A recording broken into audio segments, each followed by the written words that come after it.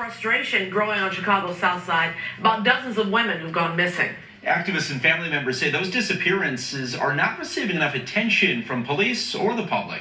WGN's Mike Lowe live in the Bronzeville neighborhood, where community groups are holding a march to draw attention to that issue. Mike?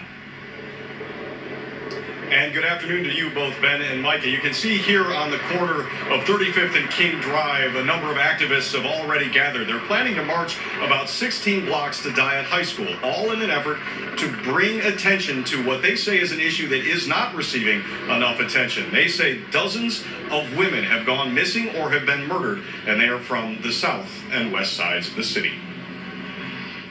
I feel like they wasn't really getting as much justice as they should be. 13-year-old Symetrical Williams is a 7th grader who helped organize the march to recognize the missing, partially because she fears she may be a victim someday. I feel like every time a black person goes up missing, they're study on their case for at least a week or 3 more days, and they just forget about it and become a cold case.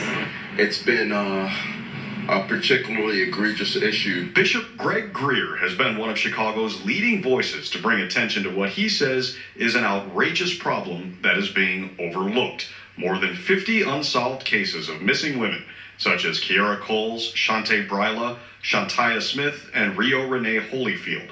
He says the unsolved cases, involving mostly black women, show racial and geographic disparities in the justice system. We believe that, we're not seeing the level of service. Geographic is a huge issue. You wouldn't see it in Lincoln Park or downtown.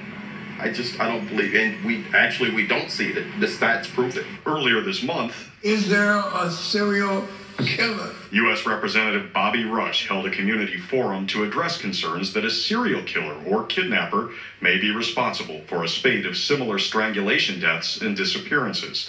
The police have cautioned that it's important to separate fears from facts and say each case is investigated individually until there's solid evidence to believe it might be connected to another case. But the issue has unnerved many women living on the south and west sides, and Gregg says the longer the cases go unsolved, the bolder the criminals will become. If these cases are not being resolved, there's no answers, then that gives the criminals and the bad guys a green light to continue on it, maybe even motivates them to push harder. And tonight, the Chicago police have released this written statement saying, "We are conducting a comprehensive review of these cases. Detectives conducting this review are also detached as federal agents with the FBI.